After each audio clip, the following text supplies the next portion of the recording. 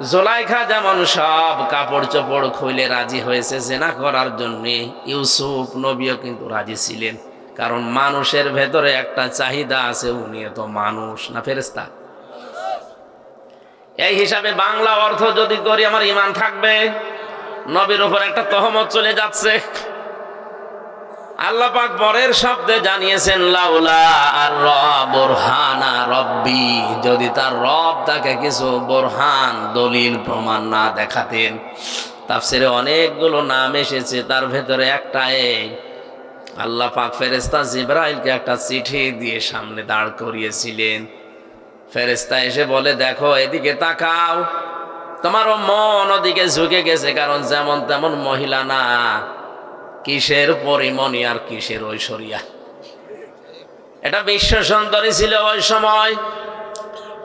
আমি হাদিসে পড়েছি তামাম দুনিয়ায় 4 জন মহিলাকে আল্লাহ সব চাইতে বেশি সৌন্দর্য দান করেছিলেন, তার ভেতরে জুলাইখা 3 নম্বরে। সব চাইতে বেশি সুন্দরী ছিলেন পৃথিবীতে আমাদের আদি মাতা হযরতে হাওয়া আলাইহিস সালাম। 2 নম্বরে ইব্রাহিম নবীর দ্বিতীয় প্রথম স্ত্রী হযরতে সারা। 3 নম্বরে জুলাইখা। 4 নম্বরে আমাদের নবী মুহাম্মদ রাসূলুল্লাহর ছোট মেয়ে ফাতিমাতুজ জোহরা রাদিয়াল্লাহু তাআলা আনহা। তামাম দুনিয়ায় এত সুন্দর করে আল্লাহর কাউকে বানাননি, কিয়ামত পর্যন্ত বানাবেন কিনা তাও জানি না। পুরুষের ভেতরে যে 2 জন মানুষের নাম আমরা জানি সবচাইতে সুন্দর ছিল, তার 1 নম্বরে আমাদের নবী মুহাম্মদ রাসূলুল্লাহ, 2 নম্বরে ছিলেন হযরত ইউসুফ। তাহলে পৃথিবীর শ্রেষ্ঠ সুন্দর সুন্দরী দাঁড়িয়ে আছে, যৌবনের চাহিদা আছে, সব কমপ্লিট, 10টা দরজায় তালা লাগানো। ইউসুফ নবী কিন্তু এই দৃশ্যটা দেখে সব কাপড় চোপড় খুলে যখন জুলাইখা দাঁড়িয়ে আছে তিনি ঝুঁকে পড়েছিলেন। আল্লাহ প্রথমবার এইটাই দিয়েছে, ওয়ালাকাদ হাম্মাত বিহি ওয়া হাম্মা বিহা। একটা বিহি দেওয়া আছে আর একটা বিহা দেওয়া আছে, একটা পুরুষ একটা মহিলা। মানুষ হিসাবে 2 জনেরই চাহিদা ছিল, কিন্তু ইউসুফ নবীকে আল্লাহ দলিল দেখিয়েছেন, এই জন্য তিনি সব কিছু বাদ দিয়ে দৌড় দিলেন। দরজার কাছে যখন যাচ্ছিলেন, মুফাসসির লিখেছেন ইউসুফ নবী ওই সময়ও কিন্তু ধারণা করে না যে দরজা খুলতে পারে, কারণ তিনি জানতেন যখনই আসেছি দরজাগুলো তালা লাগিয়েছে, 1টা 2টা না 10টা দরজায় তালা লাগানো। উনি আল্লাহর উপরে ভরসা করে গিয়েছেন, একেবারে দরজার কাছে যে দেখে না দরজা খোলে না। আল্লাহ পাক এইটাই জানিয়েছেন, আল্লাযীনা জাহাদু ফিনা লানাহদিয়ান্নাহুম সুবুলানা। এখানে কিন্তু সাবিল দেয়নি, আল্লাহ সবুল দিয়েছেন। কোন মানুষ যদি আল্লাহর পথে চেষ্টা করে চলার জন্য সিদ্ধান্ত নিয়ে, মহান আল্লাহ তাকে হেদায়েতের রাস্তা দেখাতে হাজারো দরজা খুলে দেন। আপনি শুধু দাঁড়িয়ে যাবেন। ইমানের উপরে এই কঠিন পরিস্থিতিতে, যৌবনের চরম মুহূর্তে, এত বড় পদস্খলন যেখানে হওয়ার কথা, টিকেছিলেন। আল্লাহ এইটা লক্ষ্য করেছিলেন যে এত কঠিন জায়গায় টিকে থাকা অত সহজ না, কারণ বানিয়েছে কে? ভেতরের অবস্থা জানে কে? এরপরে ইউসুফ নবী যে পরীক্ষায় পাশ করে দরজা পর্যন্ত এসেছে, আল্লাহ পাক বলেন এবার আমার কুদরত আমি দেখালাম। দরজার কাছে এসে উনি কয়েক সেকেন্ড দাঁড়িয়েও ছিলেন, পেছনের দিকে তাকিয়ে দেখে যে মহিলা পেছন থেকে টান দিয়েছিল জামা ছিঁড়ে তার হাতে 1 টুকরা চলে গেছে, ধরতে পারে নাই। ইউসুফ নবী পেছনে ঘুরে সামনে ঘুরে দেখলেন দরজা খুলে গেছে।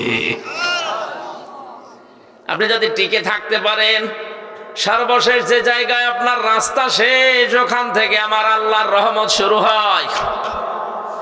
ইন্নাল্লাযীনা ক্বালু রাব্বুনাল্লাহু সুম্মা ইসতাকামু তাতানাজ্জালু আলাইহিমুল মালাইকা। আল্লাহ পাক বলেন, কোন মানুষ যখন বলে আল্লাহ তুমি আমার রব, এই কথা বলার পরে টিকে থাকতে পারে, দৃঢ় হতে পারে, সিদ্ধান্ত নিয়ে অটল থাকতে পারবে, পৃথিবী একদিকে কিন্তু আমার রব একদিকে, এই মনে করে যারা ঈমানের উপরে থাকতে পারে, তাতানাজ্জালু আলাইহিমুল মালাইকা, তাদের বিপদে আপদে আমি আল্লাহ ফেরেশতা নাযিল করে সাহায্য করি। দিনাজপুরবাসী কোরআনের এই আয়াতের দিকে তাকান। তাতানাজ্জালু এটা মজারে, বর্তমান ভবিষ্যৎ, প্রেজেন্ট ফিউচার। মালাকুন এক বচন, মালাইকা বহু বচন। আল্লাহ কেন এই শব্দগুলো আয়াতের ভেতরে দিলেন? কিয়ামত পর্যন্ত যারা সত্যি আল্লাহকে রব বলে কঠিন পরিস্থিতিতেও টিকে থাকতে পারবে, আপনি নিরপেক্ষ দৃষ্টিতে শোনেন, আল্লাহর কসম এ কোরআনে কারীম আমার সামনে, আমি নিজে এই বাস্তবতা দেখে এসেছি। আল্লাহ যে ফেরেশতা নাযিল করে তাদেরকে সাহায্য করে, ফেরেশতা এসে কি বলে? আল্লাহ তাখাফু ওয়ালা তাহজানু, কোনো ভয় নেই, কোনো চিন্তা নেই। কিসের ভয়, কিসের চিন্তা? হয়তো ওই লোকটা ওই সময় মারা যাওয়ার মুহূর্তে চিন্তা করতে পারে, আল্লাহ যে কঠিন জায়গায় আমি আছি, কঠিন পরিস্থিতিতে আছি, এ জায়গায় থাকা অবস্থায় যদি আমি মারা যাই, তাহলে আমার সন্তানের কি হবে, আমার স্ত্রীর কি হবে, আমার যে সম্পদের পাহাড় আছে, আমার বিভিন্ন ব্যবসা প্রতিষ্ঠান আছে, এগুলোর কি হবে, কে দেখবে? আল্লাহ পাক যেন কানে কানে ফেরেশতাদেরকে দিয়ে বলায়, বল তোর কোনো চিন্তা নেই, তুই চলে যা, তোর ওগুলো আল্লাহ দেখবে। এটা বলার কথা কারণও আছে। জেলখানাতে থাকার সময় এক কয়েদি, কারারক্ষী এসে বলছে, হুজুর একজনের ফাঁসি হওয়ার কথা, রাত 10টা 1 মিনিটে ফাঁসি। ওনারে মাগরিবের পরে বললাম, স্যার আপনার ফাঁসি হবে, আপনি প্রস্তুতি নেন। উনি বলছে, কারারক্ষী ভাই আর কয় ঘন্টা আছে? বলে এখনো 3 ঘন্টা। উনি বলে, দেখো 3টা ঘন্টা সময় নষ্ট করা দরকার নেই, আমি 2 ঘন্টা ঘুমালাম, তুমি আমারে ডেকে দিও। দিনাজপুরবাসী আমরা আছি কোন জগতে? তারাও তো এই জগতেরই মানুষ। মাত্র 3 ঘন্টা পরে যার ফাঁসি, সেই লোকটা বলছে 2 ঘন্টা পরে আমারে ডেকে দিও, আমি এখন ঘুমিয়ে গেলাম, অথচ তার ছেলে ঘুম হয়ে আছে।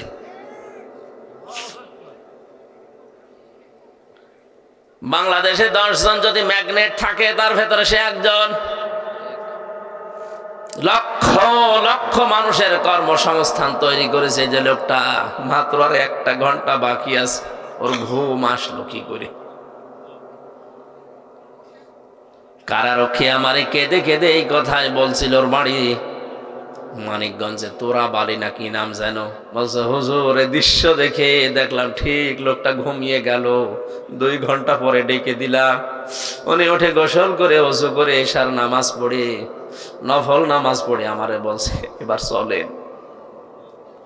নতুন জামা কাপড় পরেছে, মনে হচ্ছে শ্বশুর বাড়ি যাবে।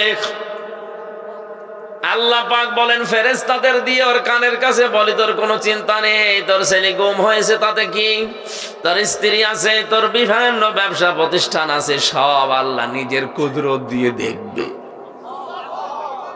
আমি বিশ্বাসও করেছি, কারণ ওই অবস্থা না হলে কোনোদিন একটা মানুষ এই মুহূর্তে ফাঁসির দড়ির দিকে যাওয়ার কথা না, এমনকি 2টা ঘন্টা ওর ঘুমও আসার কথা না। জেলখানায় সবচাইতে বেশি লাগে আমি জানি এই 3টা বছরে ঘুমের বড়ি, কারণ ঘুম আসতে চায় না। 24 ঘন্টা তো কোনো কাজ কাম নেই, শুধু বসে থাকা। এই লোকটার কাছে যদি আল্লাহর এরকম কিছু না আসতো, বলেন আপনার বিবেক দিয়ে ওর ঘুম আসার কথা? আয়াতের পরবর্তীতে আল্লাহ বলেন, আবশিরু বিল জান্নাতিল্লাতী কুনতুম তুআদুন, জান্নাতের সুসংবাদ গ্রহণ করো, যার ওয়াদা আল্লাহ তোমাদের সাথে করেছে। দিনাজপুরবাসী আমি যেটা বোঝানোর জন্য পর্যন্ত এসেছিলাম, হযরতে ইউসুফ নবী কিন্তু চেষ্টা করার পরে আল্লাহর রহমত তিনি পেয়েছেন। কথা বলেন ঠিক কিনা? আর যে মানুষগুলোর নাম দেখলাম, আলেমগুলোর নাম এখানে লেখা আছে, আলেমদের ইবাদত বন্দেগী ওই পর্যায়ে যায় না, এই জন্য আল্লাহর কিছু আমরা দেখতেও পাই না। লাইলা ওয়া নাহারা الطرفين فقد قال الله تعالى في كلامه المجيد وبرهانه التوحيد জবান খুলে পড়েন আউযু বিল্লাহি মিনাশ শাইতানির রাজীম বিসমিল্লাহির রহমানির রহিম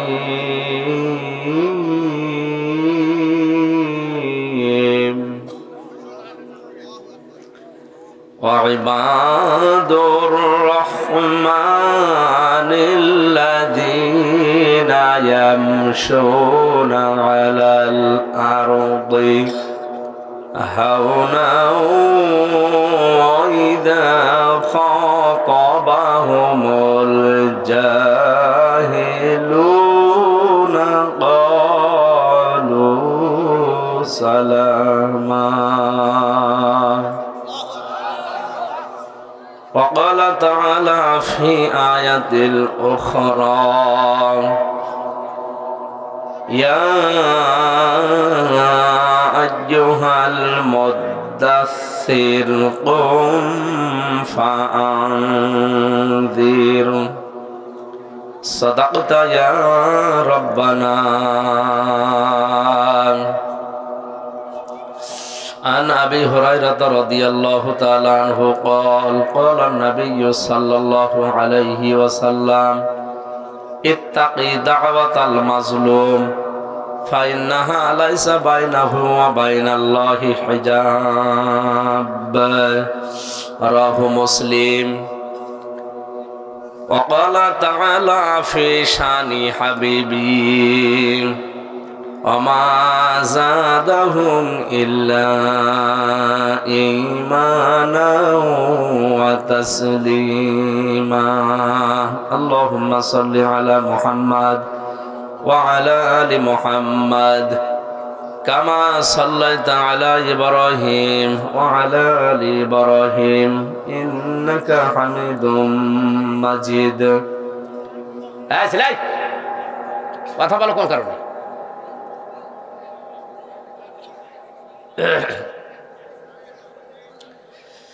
اللهم صل على محمد وعلى آل محمد كما صليت على إبراهيم وعلى آل إبراهيم إنك حميد مجيد اللهم بارك على محمد وعلى آل محمد كما باركت على إبراهيم وعلى آل إبراهيم إنك حميد مجيد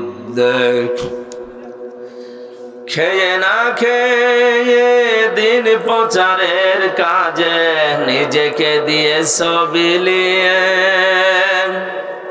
তায়েফের কাফেরেরা চিনল না এ আলো দুষ্ট ছেলেদের পিছু দিল লেলিয়ে পাথরের আঘাতে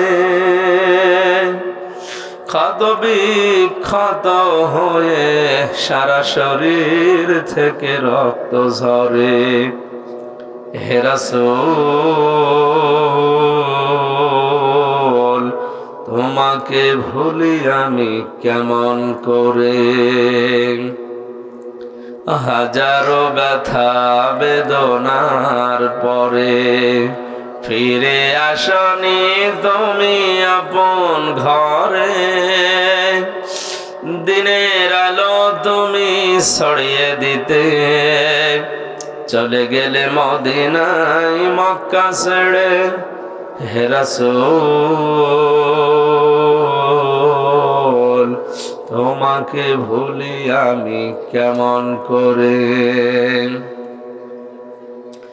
হেরার গোহাই তোমারই ধ্যান আসমান থেকে নামে আল কোরআন ভাঙলো সবার ভুল তোমারই পরে আসলো কোরআনের ছায়া তলে খালিদ ওমর আলী আবু বকর ইসলামী ঝান্ডা নিল যে তুলে। আল আমিন তুমি ছিলে চিরদিন সকল মানুষের তরে, হে রাসূল তোমাকে ভুলি আমি কেমন করে। আলহামদুলিল্লাহ। বাংলাদেশের ঐতিহ্যবাহী জেলা দিনাজপুর সদর থানার অন্তর্গত মোরাদপুর শাহী জামে মসজিদের 100 বছর পূর্তি উপলক্ষে ঐতিহাসিক তাফসিরুল কোরআন মাহফিলের স্বনামধন্য সভাপতি জনাব আলহাজ আনসার আলী, সহ সভাপতি শাহ মোহাম্মদ মহসিন রেজা, প্রধান অতিথি জনাব এমদাদ সরকার, আলহাজ তসলিম উদ্দিন সহ অন্যান্য মেহমান বৃন্দ, আরফানা লাকা যিকরক, এদের সম্মান মর্যাদা আছে, এই জন্য কোরআনের অনুষ্ঠানে এদের নাম দিয়েছেন। এটা আমরা শুধু দুনিয়া না, মরণের পরে যে অনন্তকালের জীবন শুরু হবে ওখানেও যেন আল্লাহ রাব্বুল আলামিন তাদের নাম জান্নাতের ওই অনুষ্ঠানে রেখে দেন।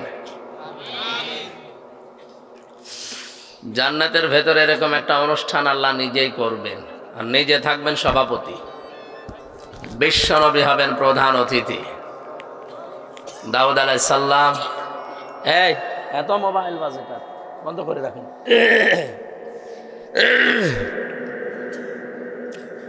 দাউদ নবী আলাইহিস সালামকে আল্লাহ রাব্বুল আলামিন সূরা তাহা তেলাওয়াত করে অনুষ্ঠান উদ্বোধন করাবেন। যারা জান্নাত পাবে তারা থাকবে শ্রোতা। এই মাহফিলে যত মানুষের নাম পাচ্ছি আমরা যারা এসেছি, জান্নাতে যদি জায়গা আমাদের নাও হয়, শ্রোতা হিসাবে যেন আল্লাহ একটু আমাদের জায়গা করে দেন, বলেন আমিন। নবীজি তার নিজের কণ্ঠে সূরা রহমান তেলাওয়াত করবেন, মহান রব্বুল ইজ্জাত আল জালাল তার কুদরতের কণ্ঠে সূরা ইয়াসিন পড়ে শোনাবেন। 50 আলফা সানা মিম্মা তাউদ্দুন, দুনিয়া 1 2 কি করে যেভাবে গণনা করো, জান্নাতের অনুষ্ঠানে আল্লাহর কণ্ঠে কোরআনের এক একটা আয়াত শুনতে সময় লাগবে 50,000 বছর। ওই অনুষ্ঠানে আল্লাহ যেন আমাদের সত্যি একটু জায়গা করে দেন, বলেন আমিন। আলোচনা রাখলেন মাওলানা হারুনুর রশিদ, মাওলানা শরীফ উদ্দিন সহ নাম না জানা অন্যান্য ওলামায়ে কেরাম, মঞ্চে বসা বড় ভাই আলহাজ আরজান আলী, হাফেজ আবু বকর সিদ্দিক সহ নাম না জানা সম্মানিত ওলামায়ে কেরাম। এই পৃথিবীতে সবচাইতে বেশি ভয় আল্লাহকে করে আলেমরা। কারা? বলেন বলেন, আলেম কারা? এ নিয়ে আমাদের দ্বিধাদ্বন্দ্ব আছে। ইমাম ইবনে তাইমিয়া রহমতুল্লাহ আলাইহি বলে 3টা গুণ আলেমের ভেতরে থাকা বাঞ্ছনীয়, থাকতেই হবে। 1 নম্বরে যে আলেম দাবি করবে সে আল্লাহর কোরআন নিয়ে চিন্তা ভাবনা করবে। বাংলাদেশ সহ বিশ্বে আজ কোরআনে কারিম নিয়ে গবেষণা চিন্তা ভাবনা দিন দিন বাড়ছে না কমছে? না না, কোথায় বাড়তেছে? এত বড় একটা মুসলমানের দেশ, 96% মানুষ এখানে আমরা মুসলমান, কোরআনের গবেষণাগার দেশে আছে? নেই। এই দেশে গবেষণা হয় লালনের জীবনী নিয়ে, কত মন গাঁজা খাইয়েছে এই গবেষণা করে ডক্টরের ডিগ্রি দেশ। কোরআনের একটা আয়াত নিয়ে গবেষণাগার এই দেশে তৈরি হয় না, আফসোস আমাদের জন্য। কথা বলেন ঠিক কিনা? আমরা আহ্বান জানাবো, শুধু 564টা মসজিদ নয়, এর পাশাপাশি কোরআনে কারিমের গবেষণাগার এর পাশেই গড়ে তোলে, যেন অন্তত আলেম যারা কিয়ামতে পরিচয় দিতে পারে যে আমি আলেম ছিলাম। এত মর্যাদা আলেমদের, কিয়ামতে আল্লাহ যখন বিচার করবে সবার সামনে আলেমের বিচার হবে না, পর্দা দিয়ে টাঙিয়ে গোপনে বিচার করবে। মর্যাদাটা এই কারণে, কারণ এরা আর সাধারণ মানুষ নেই, এরা হয়ে গেছে নবীর ওয়ারিস, উত্তরাধিকারী। এখন আলেম শুধু নামের আগে লেখা আছে মাওলানা মুফতি, কোরআনে কারিম নিয়ে কোনো চিন্তা ভাবনা নেই, আর সেরকম সিস্টেমও আমাদের দেশে নেই। এজন্য যারাই অন্তত নিজের উদ্যোগে হোক, প্রাতিষ্ঠানিক উদ্যোগে হোক, যে কোনো কায়দায় আমরা যেন কোরআন কেন্দ্রিক জীবন যাপন করি, কোরআনের ভেতরে যেন আমরা প্রবেশ করি। দ্বিতীয় নম্বর, আলেম যারা, তাদের ইবাদত বন্দেগী বাড়বে। জেলখানায় আমি 3টা বছরে যে ইবাদত আমার জীবনে করলাম, আমার মনে হয় সারা জীবনে হবে কিনা আল্লাহ জানে। কারণ 24 ঘন্টা তালা মারা, কোনো কাজ নেই, কাম নেই। আমি আর মাওলানা মামুনুল হক সাহেব পাশাপাশি রুমে 3টা বছর প্রায় একাধারে। ওনার আমল আছে, ডক্টর এলেমও আছে, আমলও আছে এবং ইখলাস আছে। ছেলে কথা না শুনে আন্দাজ নারায় থাকবে। আমার শুধু শরীরে সাপোর্ট করছে না, তাই থাকবে আমি দিতাম। জ্বর এসেছে তো কণ্ঠ ভেঙে গেছে, আর আজকে জার্নি হয়ে গেছে, মানে একটা বেকার ঝামেলা ঘাড়ে নিয়ে সেই গায়ে বান্দাকে, হাতি বান্দা কোথায় সেখানে যে লালমনিরহাটে বেকার গেলাম আর চলে আসলাম। প্রায় 150-300 কিলোমিটার আমার ফাও গেছে, শরীর আমার এই জন্য আর সাপোর্ট দিচ্ছে না। আলেমদের ঈমান আমল বাড়াতে হবে। উনি রাতের বেলা যেভাবে তেলাওয়াত করতেন, হাফেজ, লোকটা ভালো হাফেজ, কোরআন প্রতিদিন নফল নামাজ তাহাজ্জুদ মিলে 5-6 পারা 7 পারা পর্যন্ত তেলাওয়াত নামাজে দাঁড়িয়ে করত। অথচ বয়স 50-এর উপরে, আর আমার 33। তাই ওনার সাথে পাল্লা দিয়ে পারতাম না। আল্লাহ আলেমদের ইবাদত যেন বাড়িয়ে দেন। ইবাদতের ভেতরে যে স্বাদ, মজা, ওইটা আসলে আমরা পাই না। কারণ অধিকাংশ আলেম আমরা যারা এখন কোরআনে আল্লাহ কি বলতে চেয়েছেন ওইটাই বুঝি না, বাকি তো দূরের কথা। তাছাড়া যারা কোরআন বুঝে, হযরতে আলী ছিলেন আলেম। কি ছিলেন? আনা মাদিনাতুল ইলমি ওয়া আলিয়্যুম বাবুহা। বিশ্বনবী বলেন আমি এলেমের শহর, আর ওই শহরের দরজা হয়েছে আমার আলী। এলেম ছিল, এই জন্য নামাজে দাঁড়ালে তীর লাগলেও তিনি টের পেতেন না। নামাজে দাঁড়িয়ে মনে করতেন আমি আল্লাহর সাথে কথা বলছি। আলেমদেরও এরকম হওয়া দরকার। চুয়াডাঙ্গায় আমি প্রথম হাফেজ হওয়ার পরে যেদিন তারাবি পড়ালাম, চুয়াডাঙ্গা শহরের পাশে একজন ভালো আলেম ছিলেন, উনি পেছনে দাঁড়িয়ে আমার তেলাওয়াত ছিল সূরা ইউসুফের আকালা নিসওয়াতুন ফিল মাদিনাতি ইমরাতুল আজিজি, এই আয়াতের পরবর্তীতে নামাজ শেষ করার পরে বলছে হাফেজ সাহেব দরজা এখনো খুলিনি। দরজা খুলিনি মানে ইউসুফ নবীকে জামা ধরে টান দেওয়ার পরে উনি যে দৌড় দিয়েছিলেন, দরজার কাছে যাওয়ার পরে দরজা খুলেছে না? উনি দৌড় দেওয়ার সঙ্গে সঙ্গে দরজা খুলে গেছে না? তাফসীরে খাসেন মুফাসসির লিখেছেন উনি যখন জুলাইখা টান দিয়েছে পেছন দিক থেকে, আল্লাহ পাক ফেরেশতা জিবরাইলকে সামনে এনে একটা চিঠি ধরেছিলেন। চিঠিটার ভেতরে লেখা ছিল আমি তোমার মালিক বলছি তুমি কিন্তু জিনা করতে পারো না। আলাকাদ হাম্মাদ বিহি ওয়া হাম্মা বিহা। আল্লাহ পাক বলেন জুলাইখা যেভাবে রাজি হয়ে গিয়েছিল জিনা করার জন্য, ইউসুফ নবীও কিন্তু ঝুঁকে পড়েছিলেন। ঠিক আছে অর্থ? না না, আপনি আলেম, হুজুর তো কিছু বলেন না, আপনার দোষ না, আপনি তো লাইনের লোক না। তো এই যে হুজুর বসে আছে এত বড় পাগড়ি মাথায় দিয়ে, ঠিক আছে অর্থ? না না, অর্থ ঠিক না।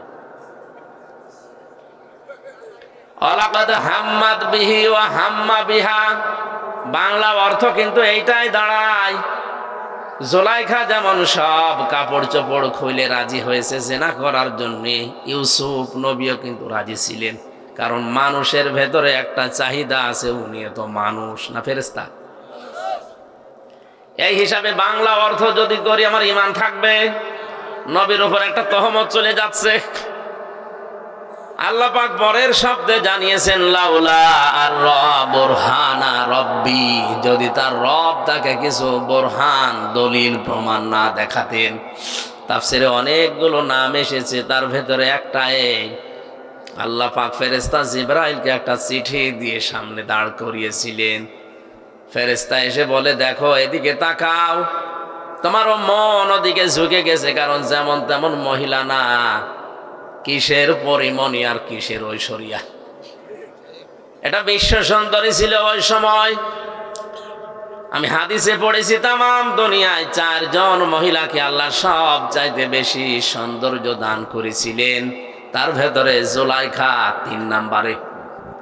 সবচাইতে বেশি সুন্দরী ছিলেন পৃথিবীতে আমাদের আদি মাতা হযরতে হাওয়া আলাইহিস সালাম। 2 নম্বরে ইব্রাহিম নবীর দ্বিতীয় প্রথম স্ত্রী হযরতে সারা। 3 নম্বরে জুলাইখা। 4 নম্বরে আমাদের নবী মুহাম্মদ রাসূলুল্লাহর ছোট মেয়ে ফাতিমাতুজ জোহরা রাদিয়াল্লাহু তাআলা আনহা। তামাম দুনিয়ায় এত সুন্দর করে আল্লাহর কাউকে বানাননি, কিয়ামত পর্যন্ত বানাবেন কিনা তাও জানি না। পুরুষের ভেতরে যে 2 জন মানুষের নাম আমরা জানি সবচাইতে সুন্দর ছিল, তার 1 নম্বরে আমাদের নবী মুহাম্মদ রাসূলুল্লাহ, 2 নম্বরে ছিলেন হযরত ইউসুফ। তাহলে পৃথিবীর শ্রেষ্ঠ সুন্দর সুন্দরী দাঁড়িয়ে আছে, যৌবনের চাহিদা আছে, সব কমপ্লিট, 10টা দরজায় তালা লাগানো। ইউসুফ নবী কিন্তু এই দৃশ্যটা দেখে সব কাপড় চোপড় খুলে যখন জুলাইখা দাঁড়িয়ে আছে তিনি ঝুঁকে পড়েছিলেন। আল্লাহ প্রথমবার এইটাই দিয়েছে, ওয়ালাকাদ হাম্মাত বিহি ওয়া হাম্মা বিহা। একটা বিহি দেওয়া আছে আর একটা বিহা দেওয়া আছে, একটা পুরুষ একটা মহিলা। মানুষ হিসাবে 2 জনেরই চাহিদা ছিল, কিন্তু ইউসুফ নবীকে আল্লাহ দলিল দেখিয়েছেন, এই জন্য তিনি সব কিছু বাদ দিয়ে দৌড় দিলেন। দরজার কাছে যখন যাচ্ছিলেন, মুফাসসির লিখেছেন ইউসুফ নবী ওই সময়ও কিন্তু ধারণা করে না যে দরজা খুলতে পারে, কারণ তিনি জানতেন যখনই আসেছি দরজাগুলো তালা লাগিয়েছে, 1টা 2টা না, 10টা দরজায় তালা লাগানো। উনি আল্লাহর উপরে ভরসা করে গিয়েছেন, একেবারে দরজার কাছে যে দেখে না দরজা খোলে না। আল্লাহ পাক এইটাই জানিয়েছেন, আল্লাযীনা জাহাদু ফিনা লানাহদিয়ান্নাহুম সুবুলানা। এখানে কিন্তু সাবিল দেয়নি, আল্লাহ সুবুল দিয়েছেন।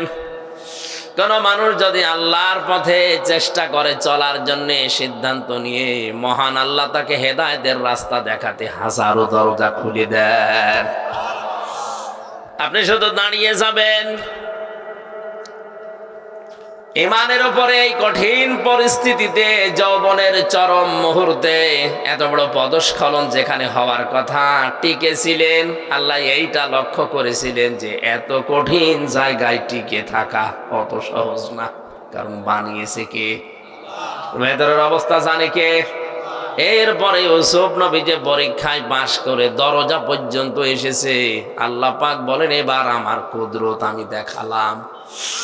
দরজার কাছে এসে উনি কয়েক সেকেন্ড দাঁড়িয়েও ছিলেন, পেছনের দিকে তাকিয়ে দেখে যে মহিলা পেছন থেকে টান দিয়েছিল জামা ছিঁড়ে তার হাতে 1 টুকরা চলে গেছে, ধরতে পারে নাই।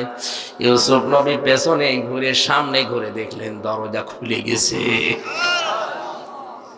আপনি যদি টিকে থাকতে পারেন, সর্বশেষ যে জায়গায় আপনার রাস্তা শেষ, ওখান থেকে আমার আল্লাহর রহমত শুরু হয়। ইন্নাল্লাযীনা ক্বালু রাব্বুনাল্লাহু সুম্মা ইসতাকামু তাতানাজ্জালু আলাইহিমুল মালাইকা। আল্লাহ পাক বলেন, কোন মানুষ যখন বলে আল্লাহ তুমি আমার রব, এই কথা বলার পরে টিকে থাকতে পারে, দৃঢ় হতে পারে, সিদ্ধান্ত নিয়ে অটল থাকতে পারবে। পৃথিবী একদিকে কিন্তু আমার রব একদিকে, এই মনে করে যারা ইমানের উপরে থাকতে পারে, তাতানাজ্জালু আলাইহিমুল মালাইকা, তাদের বিপদে আপদে আমি আল্লাহ ফেরেশতা নাযিল করে সাহায্য করি। দিনাজপুরবাসী কোরআনের এই আয়াতের দিকে তাকান। তাতানাজ্জালু এটা মোসারে, বর্তমান ভবিষ্যৎ, প্রেজেন্ট ফিউচার। মালাকুন 1 বছর, মালাইকা বহু বছর। আল্লাহ কেন এই শব্দগুলো আয়াতের ভেতরে দিলেন? কিয়ামত পর্যন্ত যারা সত্যি আল্লাহকে রব বলে কঠিন পরিস্থিতিতেও টিকে থাকতে পারবে, আপনি নিরপেক্ষ দৃষ্টিতে শোনেন, আল্লাহর কসম এ কোরআনে কারীম আমার সামনে, আমি নিজে এই বাস্তবতা দেখে এসেছি।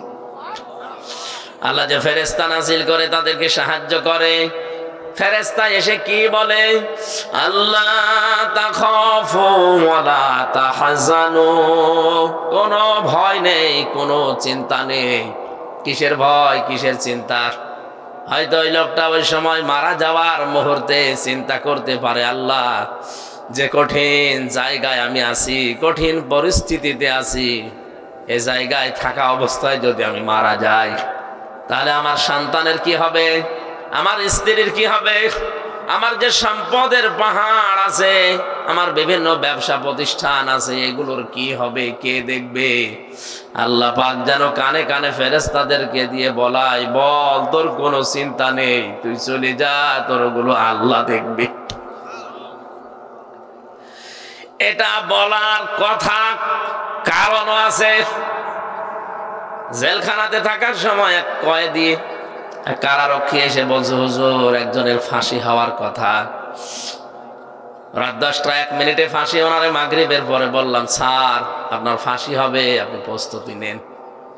উনি বলছে, কারারক্ষী ভাই আর কয় ঘন্টা আছে? বলে এখন 3 ঘন্টা। উনি বলে, দেখো 3টা ঘন্টা সময় নষ্ট করা দরকার নেই, আমি 2 ঘন্টা ঘুমালাম, তুমি আমারে ডেকে দিও। দিনাজপুরবাসী আমরা আছি কোন জগতে? তারাও তো এই জগতেরই মানুষ। মাত্র 3 ঘন্টা পরে যার ফাঁসি, সেই লোকটা বলছে 2 ঘন্টা পরে আমারে ডেকে দিও, আমি এখন ঘুমিয়ে গেলাম, অথচ তার ছেলে ঘুম হয়ে আছে।